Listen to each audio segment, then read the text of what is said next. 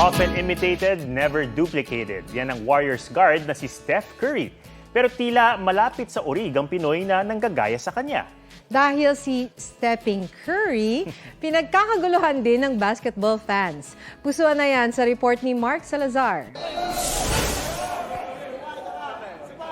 Sa isang mall, nagkagulo ang mga tao.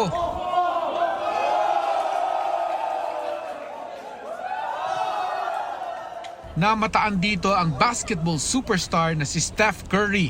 Pero teka, parang may mali. Yan pala si Sherwin, also known as Stephen Curry, na isang barbero. Mula sa kulot na buhok, pati kulay ng balat, hanggang sa facial hair, hawig sa sikat na basketball player. Malayo nga lang sa height, Steph Curry Jr. ika nga ng iba.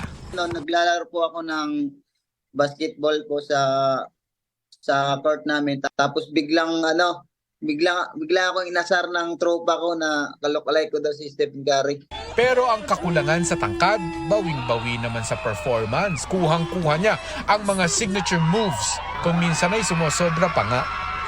Yung mga night tapos 3 points patalikod, tapos yan. Yung marami pang iba, yung mga style niya, ganun. Bihira raw siyang matawagan ng traveling sa court pero lagi namang natatawagan para mag-travel sa iba't ibang lugar. May mga exhibition game, mga part of Luzon, Visayas, Mindanao, invite po ako, ganun. Sa kabila ng pagkakahawig sa GSW Superstar, may ibinahagi sa aming sikreto si Stephen Curry. Idol namin si Kyrie Irving po. Mark Salazar, nagbabalita para sa GMA Integrated News.